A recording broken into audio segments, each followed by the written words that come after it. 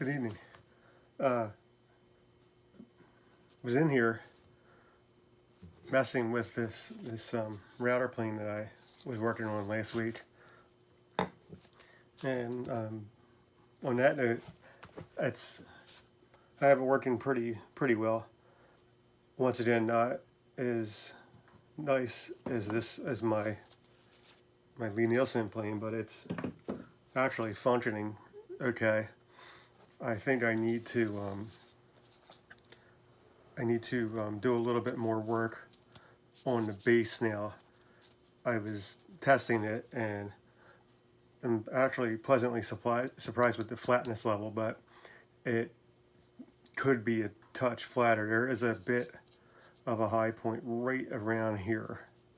It's not horrible, but I think if I did that flattened out, it will work. It will obviously help the plane work better. But I really don't want to talk about this plane. It's kind of funny. I had mentioned before that when people find out that you like making furniture, you like tinkering around, things like that, they always seem to give you tools and all kinds of other miscellaneous items that they think you might use, and it's in general, it's a nice gesture. I appreciate it. I've said before, I don't usually take tools from people anymore unless there's some I don't need anything, and the only time I will take a tool is if it's something that is unusual or something that might hold sentimental value, something like that. Not necessarily anything that I'm going to use because there's really nothing I need. The only tool I really need, I don't even say need, the only tool that I would want is a bandsaw. And before I do that, I want to get rid of my table saw over here.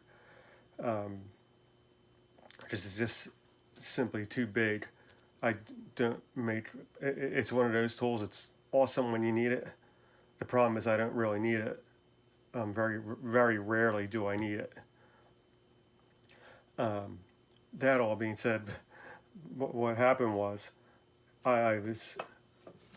I took this apart again, just doing some tweaking, messing around with it, and there's under the hold down bar here, each knob has 3 washers, 2 regular flat washers and 1 split washer or lock washer, if you want to call it that, or a spring washer, if you want to call it that. That's what we call them at work. One of them fell onto the ground, and of course, even though my bench sits on a garage mat, of course, you know when you drop anything, it always ends up 10 feet from where you dropped it, somehow, some way.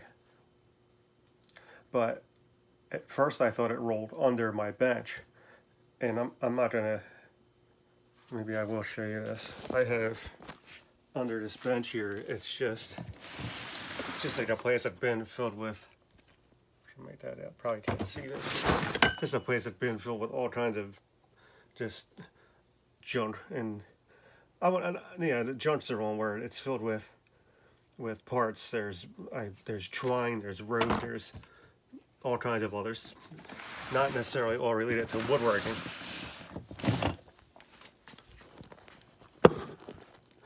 But what I found in there, and I honestly, for the life of me, have no idea where I got this from. Somebody gave it to me. I know that for certain. But it's this Norton India stone that is shaped like a cone, and it's for sharpening gouges. And to show you how old this thing is, it's still in the package, obviously, but Can we see that there? 1977. So I'm thinking somebody, I the only theory I have is a guy, one of my coworkers, he attends auctions and storage unit sales all the time, and he sells, or I'm sorry, he buys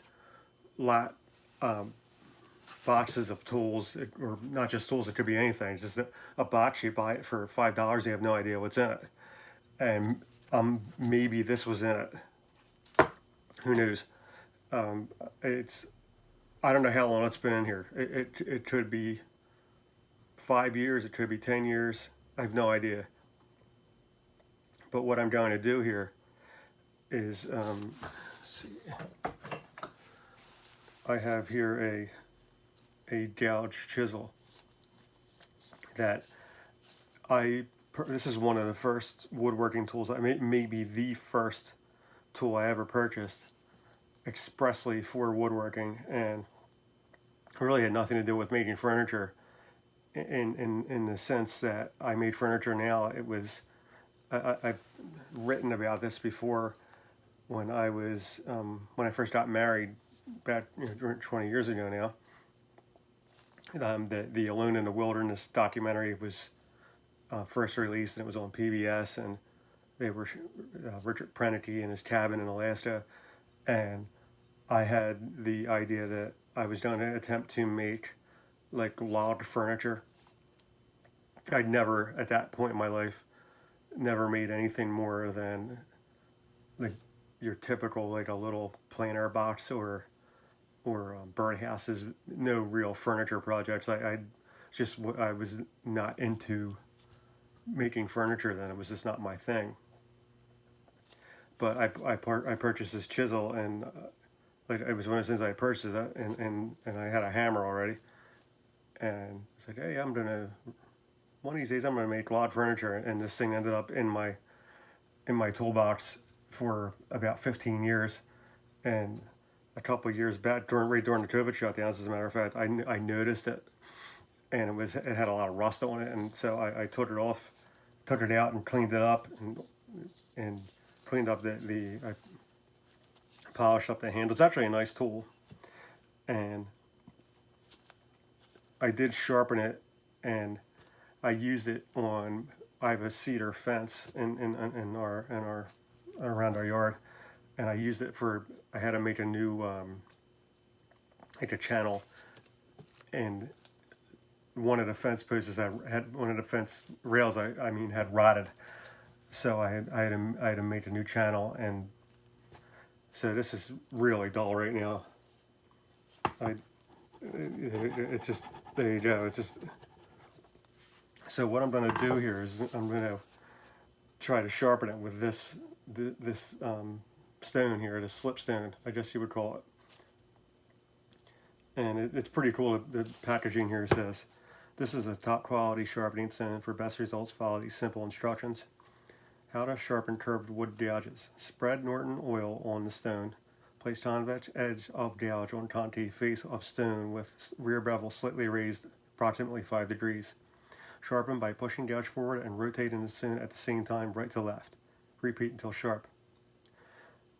Now, before your gouge is ready to work, the small metal burr should be removed. If not already lubricated, spread Norton oil on a convex face of the stone and repeat, so on and so forth." So yeah, let's see what we got here.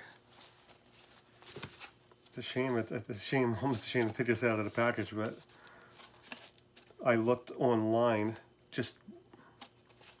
Sorry, my phone no longer holds a charge, so the battery warning keeps coming up. But I looked online, and this product is still selling, almost identically packaged. Package is slightly different, but otherwise it's the same product. So that must mean, if I know anything about marketing, which I actually do a little bit, believe it or not, But if I know anything about marketing, that means that this product must have been somewhat successful for them to keep making it and to really not have changed it much over the past 40 years or so.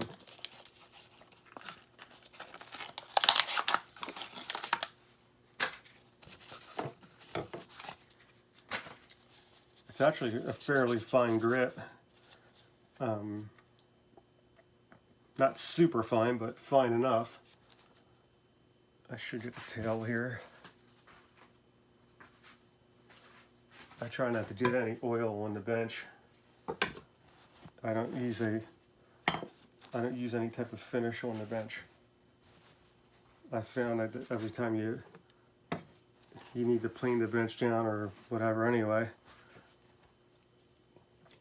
to get rid of when there's a high spot or I should say a low spot, not a high spot.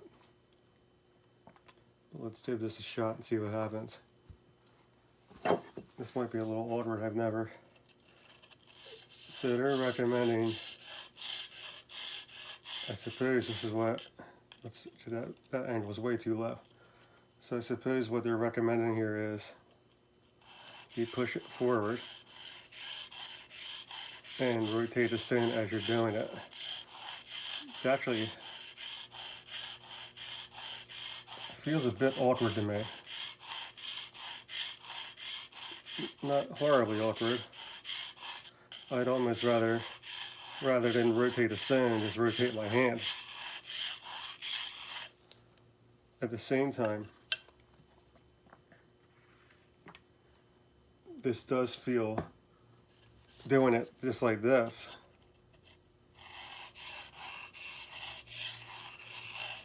it feels a bit more, slightly more comfortable than the method I was using, but even that, this thing is really eating up the oil here. It's soaking in things, God knows how long it's been sitting out in the open air.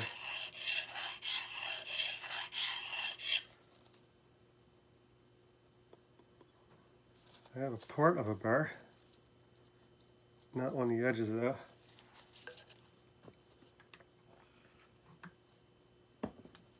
Who knows, this video could be a complete bust. You people might never even see it.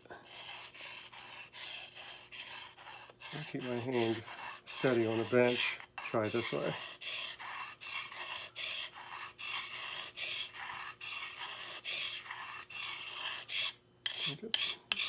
Oil down.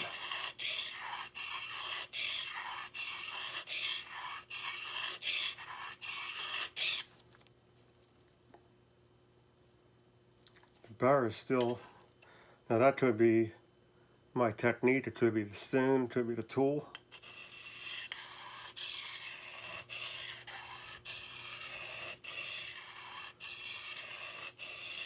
I wish I had two of these I could compare and contrast with just the regular flat stone and this.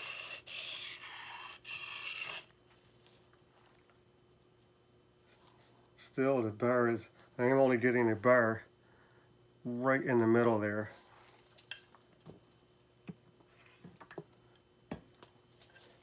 I will try their recommendation. Goes back and forth and just circle the stone rather than rock the gouge chisel.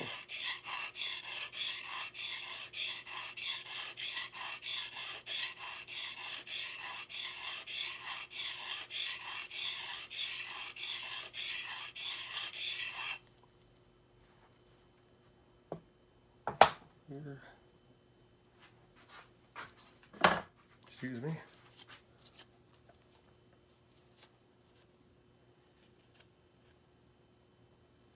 I don't know if you could make this out. There is my stretch pattern. This gouge is actually pretty harsh. Very steep radius on it. But the stretch pattern's not bad. It's actually pretty even. The issue is, I'm not getting a bar.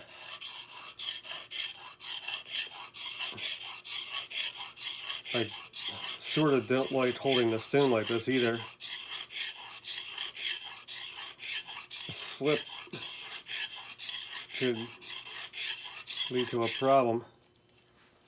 Maybe I'll try it this way. Go backwards. Well, maybe this isn't, but maybe this is forwards.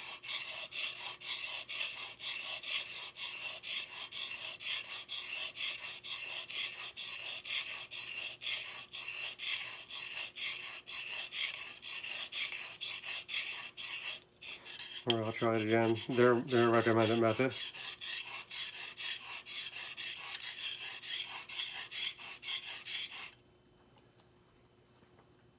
And I can feel it grinding, and there is definitely steel coming onto the stone.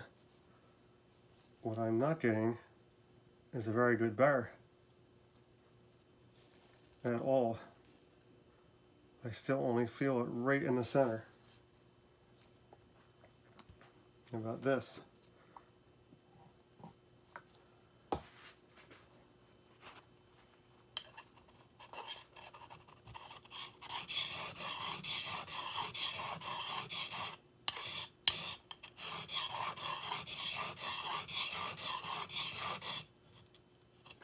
I think my angle, this chisel has such a sharp, or such a tight radius that I might have to be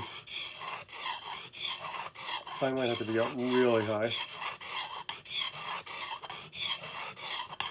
I don't think it's the stone or this tool steel. I think it's just my technique here.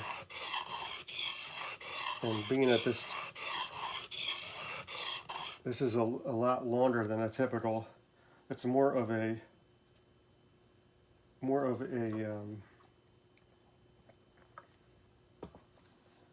maybe even like a framing type tool than it is certainly for carving. This would be a lot more suitable for working on a log cabin or a log furniture than it would be for any type of carving.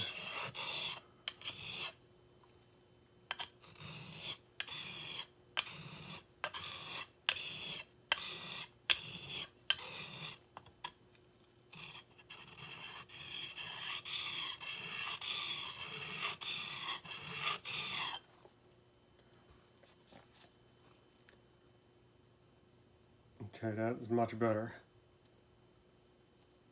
I'm actually getting a bar almost all the way across now. Laying it down actually helped. Maybe if I hold it at arm's length.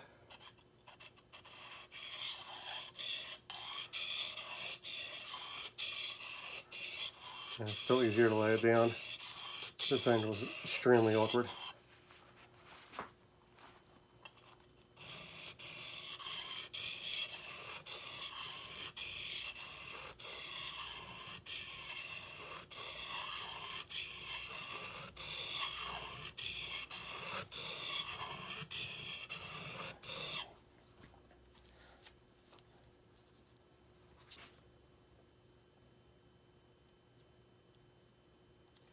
Bar is almost fully across. The right side still hasn't formed. It's not as even as it's there, but it's very slight. Before I remove the bar, I like it to be as uniform as possible all the way across, which is only common sense when it comes to sharpening.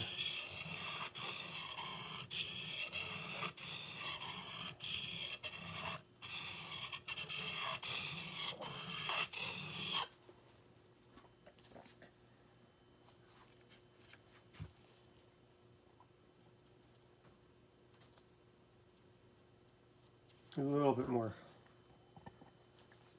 Sorry, I know this is, I wish I am fairly computer savvy, but I have no skill at editing videos at all. I would edit this part out. could probably get the kid to do it for me. I don't want to be a bother. The teenagers don't want their old man around any more than necessary.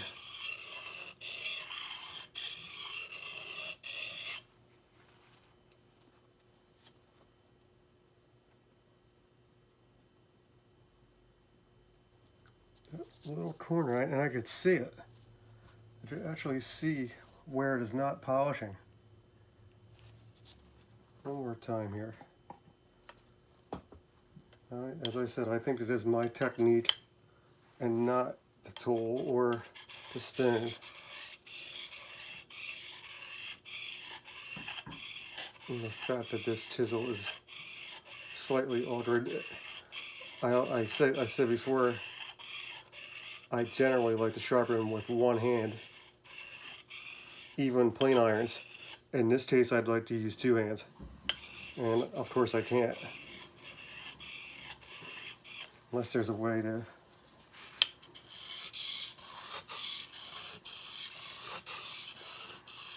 This is kind of awkward. It's actually rocking for me.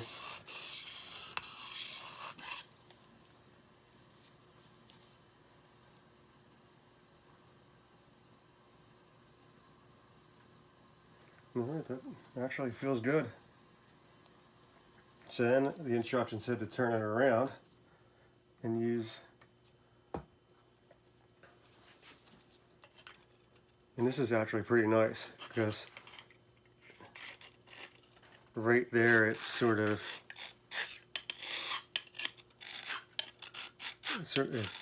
the shape of the cone allows you to get rid of the burr on a lot of different radiuses. Let's see if I can raise the burr one more time. I usually do. I like to do it twice, especially when a tool that hasn't been sharpened in a while.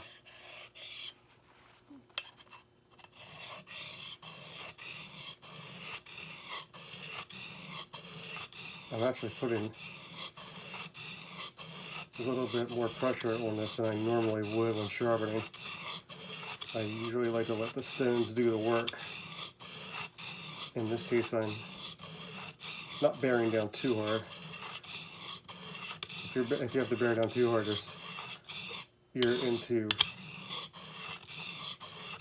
you either need a coarser grit stone, or there's something wrong with your tool,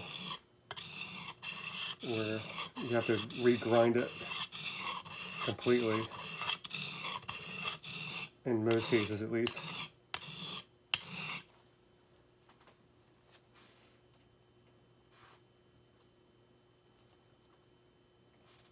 Almost that same corner is not.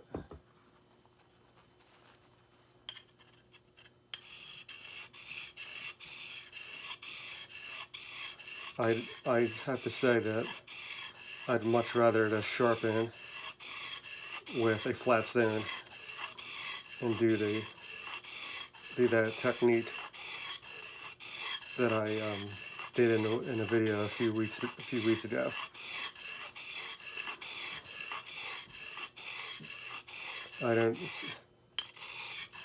I just don't like the fact that you really need to. You have to hold the stone for it to work. I understand, like, with sharpening a hatchet, that's what you have to do. Like, I have a, at least I did.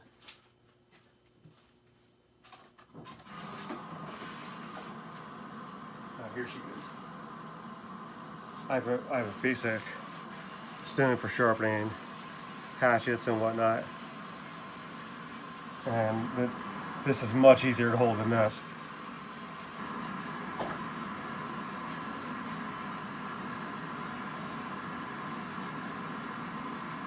Okay, so I do have a burr. I'm getting oil on my bench, even though I don't want to.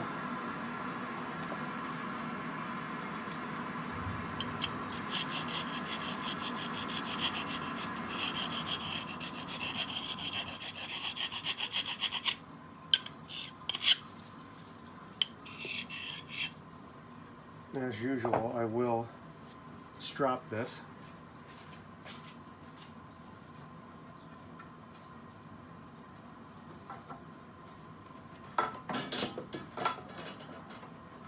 T-star is getting in the way.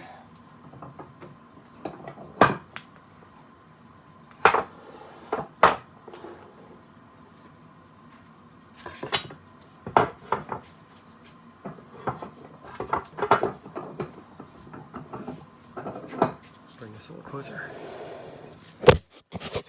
Sorry about that. My camera stand is an oil can.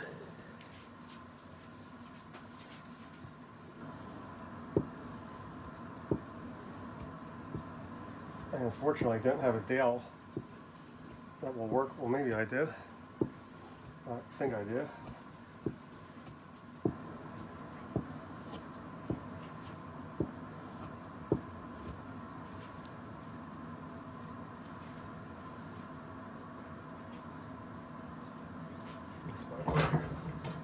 Pardon me again.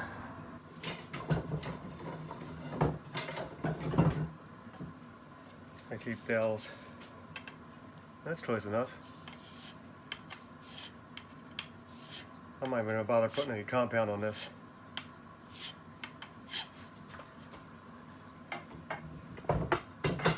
I always keep some dowels around when I find flat ones.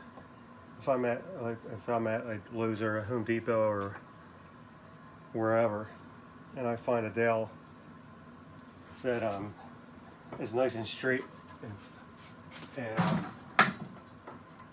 the grain looks decent, I'll just buy it because they're inexpensive and they come in handy.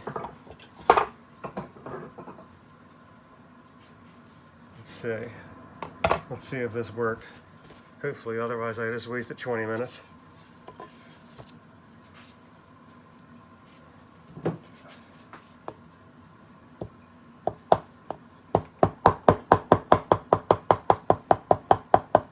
Well, actually working pretty well. Surprised myself. Let's see if I can do it with hand. See that by hand, it's the angle on this thing is so steep. Let's try this. There's that board I was using. It's that Home Center oak. It's like a piece of rock.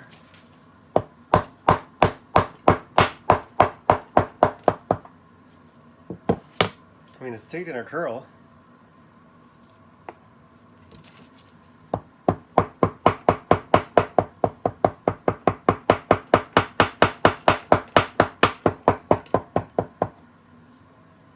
Trying to get a nice tiny little curl. It sort of rolled over on me.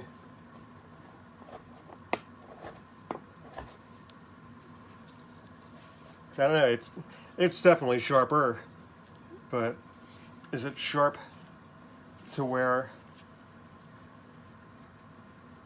well, put it this way. Let me back up here. Put it this way, a few years back, I said I sharpened this, and I did it on a regular. I think I used the diamond plates actually, but I used it, and it was much sharper than it is after sharpening it with this. Now this is a new experience for me. I've never. You saw me open this. I didn't even know I had it. So it was my first attempt, and maybe with a little bit more practice I will be able to get a really good edge on this. At the moment I'm inclined to that if I were going to actually sharpen this tool to use it, I would probably just use one of my flat stones. It seems like it'd be easier, less awkward. This, it's, I don't like, to me almost the handle of this tool, the length of the tool's over 12 inches long, the handle, the length of this tool, I like to, when I sharpen a chisel, I like to lock it against my wrist and use my finger to put pressure down and use these fingers to put pressure back, and it sort of like really locks it into place. On a longer tool like this, it's a lot more awkward. I can actually, it's actually, when I'm doing it, it sort of hurts like my forearm right here. If this didn't have that little leather cap on there, it might even be uncomfortable. But that's how I normally like to sharpen. And I don't want to blame the stone. I think it's more the length of this tool that is the issue, where this tool almost begs to be sharpened with two hands rather than even the method that I don't necessarily care for. It seems to want to be sharpened that way rather than sharpened this way, where you could see like I almost have to hold this at full arm's length to allow me to rock it back, and it's just very uncomfortable. It just doesn't feel natural in the least. When I sharpen chisels and plane irons, it's a natural feeling to me. It feels like I'm the tool almost feels like an extension. The tool feels like an extension of my arm, and my hands and my fingers. This doesn't. And once again, I have to stress that I think this is maybe the third time that I've ever attempted to sharpen this thing. So it could really need a good honing on a like I'm talking like a top to bottom setup, which is probably what I'll do with it. And maybe then I'll be able to use this stone and give a more reasonable and fair assessment of it, how it would work. I could, like this gouge here, which I sharpened in a video maybe a month ago. This is one of the few carving tools I use on a regular basis, and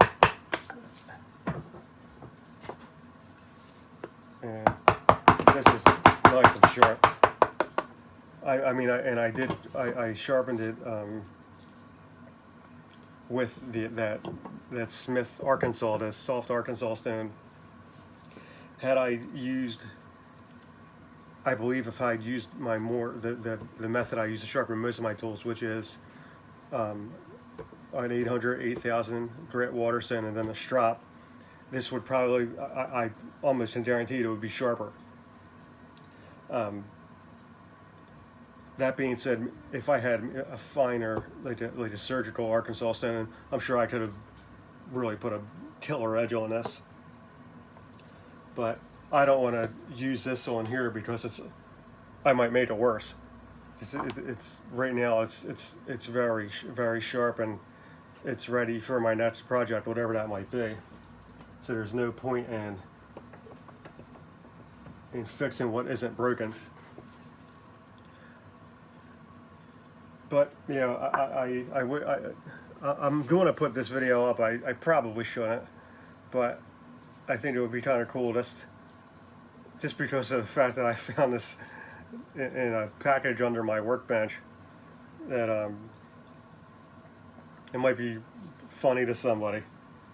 And like I said, there's more than a few really good skilled YouTube woodworkers out there who are putting out content that is worth watching in terms of you gaining knowledge for your woodworking projects, you know, what wood to choose, all that. I'm not really trying to do that. I'm just trying to have a little bit of fun. It's Friday night, it's freezing out, it's snowing, and I'm kind of bored, and figured, well, I'm down here messing with this router plane, trying to get out of the work the way I think it should work, and one crazy little drop, and I find something that's been sitting under my workbench probably for, I mean, I built this workbench 10 years ago. I bought that plastic bin not long after. That thing's probably been sitting in there nearly that long.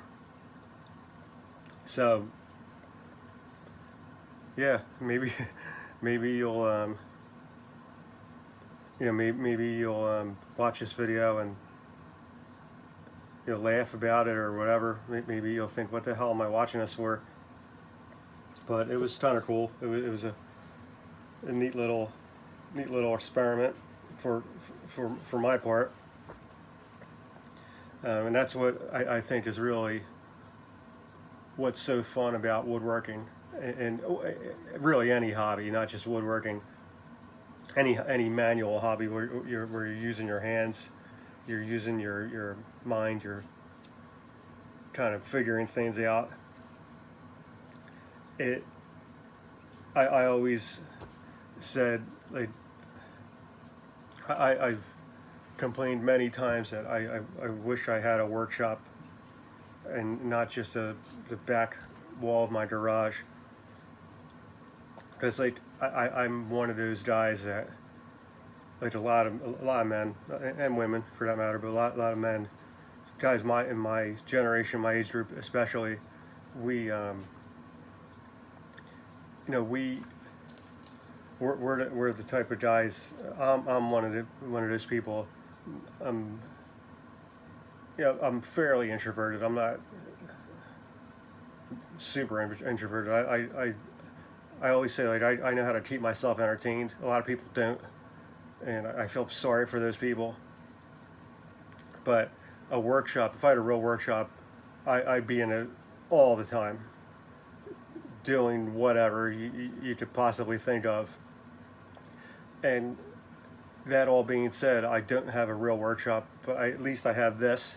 At least I have this little area here. And I remember really one of the things when the COVID lockdowns hit. And I don't want to get into everybody's saying, oh, the lockdowns were a mistake now, and which, yeah, they were. Okay.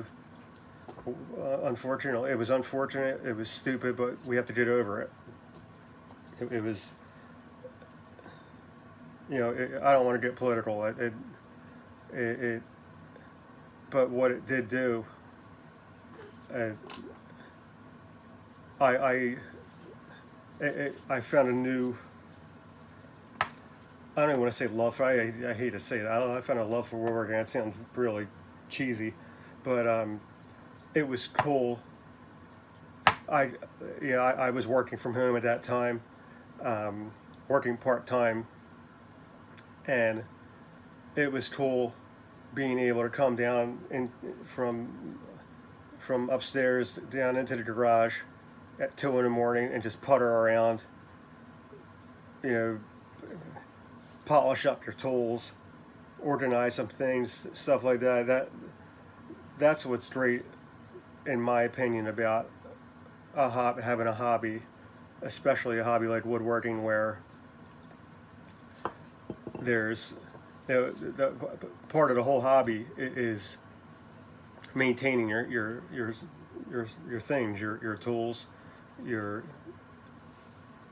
all of your even your glue bottle, which I just did, because I don't want to. That's still half filled, and I had to take off the top. It was just caked with glue. That's the one thing about having a garage, especially this time of year.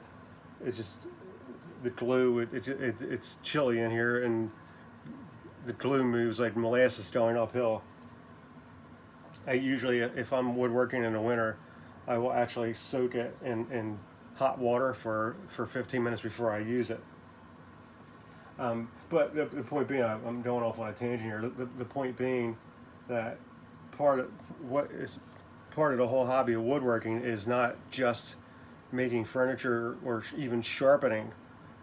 It's also organizing your tools, keeping them clean, organizing your work area, all that, anything that's corresponding to having a workplace that is conducive to doing things. And like I said, having a real workshop, a workshop where I could have a bench where I wanted it, where I could have my tools where I want them, rather than being forced into one area, is just, at this point in my life, well, it's probably, I'm never going to have that dream shop, unfortunately. I've come to that realization. But it was just really just like comforting to have this when the rest of the world seemed to be going mad and people were behaving really foolishly.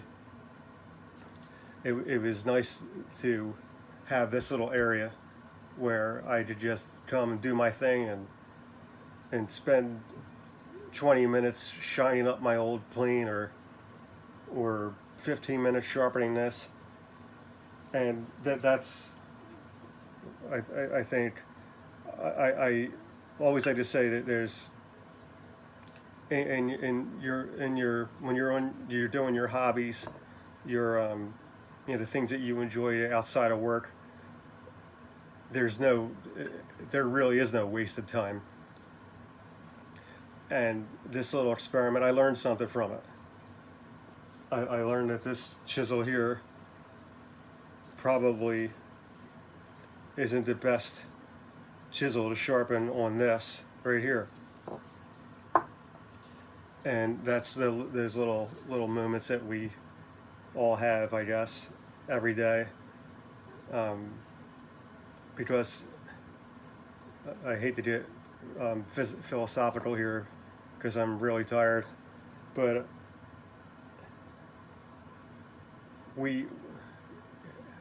the people who tell you they love their job and all of that, if you love your job, God bless you. I don't hate my job. I go there to earn money so that my family has a roof over their head and food on the table. That's why I go to work. I do this because I love it. And that's why even the 40 minutes I've been here talking and rambling and probably not making much sense, it was enjoyable to me. I wasn't watching TV. I wasn't thinking about work and stressing myself out. I was just in here using my hands, using my mind. So I hope if I'm getting anything across here, I hope that if you are new to woodworking, I say that these videos are not really meant to be teaching aids or anything like that. It's really almost like a diary, a blog, a video blog. But I think new people who've never woodworked before, just getting into it, might actually learn something from them. And if you are a new person watching this, I hope you take something from this, that woodworking, it's of course the end result, what you want is not to develop skills, and also to make furniture. And when I say make furniture, I'm not necessarily talking about big chests of drawers or Philadelphia high boys, things like that, but stuff that you might use around your house, little boxes. Like I really enjoy making small boxes and trying to, I'm not a big fan of ornate woodworking, but trying to make them unique. I think that is a good way to describe it. And making things that you can really look at and say, you know, that, I made that, and it's pretty cool. It's pretty neat that I had an idea in my mind, and I walked into my garage or my basement, or if you're lucky enough to have a workshop, you walked in your workshop and you dropped some wood, and you had enough knowledge to turn that piece of wood into an object that is greater than the parts that was made from. And if you can do that, I think you'll enjoy woodworking. And if you can do what I just did and take this 40 some odd year old sharpening stone that you found and mess with it, and maybe you didn't get the result that you wanted, but you can say, well, that was, hey, it was better than what I was doing. It was better than being at work, which I say a lot. Once again, I have to stress, I don't dislike my job at all. It pays the bills. It's my company's been very, very good to me. And I don't say that because anybody from my company's watching. I say it because I mean it. They've treated me very well. My boss is a good guy, and we get along great, and I've been working there for almost 17 years. And that all being said, when I'm at work, like everybody on the planet, there's times I wish I wasn't there. And there's times I wish I wasn't there. I wish I was right here. And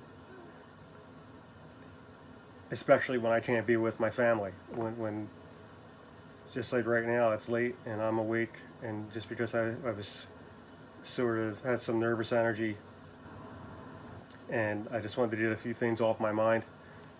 And now I'm really tired because I've been talking for 47 minutes. But yeah, I hope whatever you take from this, you take from it that this should be fun, and you should enjoy it. And don't be afraid to mess up. Don't be afraid to try things that are different. Pardon me, just want to put this back in its order. And yeah, don't be afraid to really not. When you're not making furniture, don't think you're not. You know, I got into a very, very bad habit when I first started woodworking. Was I felt that if I wasn't building something, I was doing myself a disservice. And I can get like that. I can get somewhat obsessive. Don't let yourself get that way. And you're going to, if you read woodworking blogs or magazines, certain magazines, you'll find the writer or two or three who will say, oh, you should be building every day. That's real BS. That's for people selling. They're trying to sell you something. Or even worse, they're trying to get you to buy something else from somebody else. You don't need to do this every single day to call yourself a woodworker, a hobbyist. That to me, you've turned it into a job. You didn't. I walk into this garage to woodwork when I want to, because I enjoy it. That line of thinking, when I was under the impression that if I didn't build all of the furniture in my house, I was somehow lesser of a woodworker. That's just ridiculous, and it's really detrimental to